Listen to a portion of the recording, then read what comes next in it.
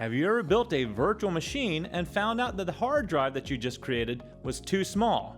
Well, I'm Ronnie Wong with IT Pro TV, and I'm here to show you what the pros know. Alright, so here's the scenario that happened to me. I built up a macOS virtual machine, and when I did so, I left all the defaults, and it was perfectly fine until I tried to download an ISO and then tried to manipulate it and convert it to something else. And all of a sudden, I realized something, that the hard drive size itself was way too small. Now, how did I figure that out? Because when I actually ended up trying to see the file, it wouldn't let me see it very well. So I went into Disk Utility, and I took a look at the actual drive itself, and it only was using about, let's say, 14 gigs altogether, and it told me about 27 gigs were perfectly free. Now, the problem that I had is, since I downloaded that file as 20 gigs, and all of a sudden the conversion that I was doing, it made it about 40 gigs, then I realized that the entire thing wasn't going to work. So what did I do? Well, what I needed to do was simple. I just said, I'll fix this right away. I'll go ahead and shut down my virtual machine, and when I shut down my virtual machine, instead of logging out, I'll shut it down here. When I shut down my virtual machine, I should be able to go in and manipulate the VMDK file to make a larger hard drive. Now, if you're actually trying to do something like this, you've got to remember that you have to have enough space on your particular hard drive to expand that file out to, or of course, it's not going to work either.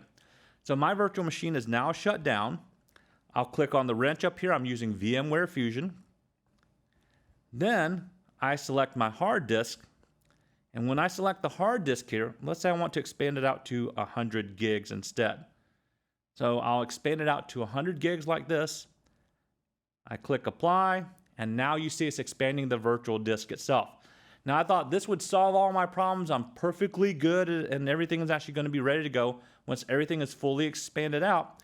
And that means I should simply be able to reboot, and when I do so, I should have the extra hard drive space right there. Now, there is one caveat at this point you do want to know. You won't be able to do this particular part right here as it's happening if you have snapshots. So you already have previous snapshots in your VM. This is not an option for you. That means you'll probably just have to simply go to another VM to actually make that work if you need those snapshots. So it tells me that the virtual disk resized successfully, so I thought I was okay. I'm going to click OK, and we're going to restart the VM itself.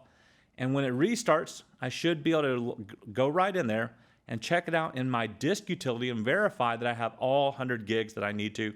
And that should actually have been pretty much the end of it. But I found out something. It wasn't the end of it, and we'll actually see what will happen when everything actually kind of boots up the way that we need to.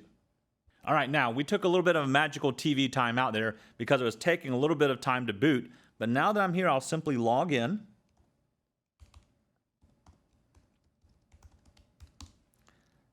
And once I log in, I should see the expansion of everything that I need in terms of the space on my VM.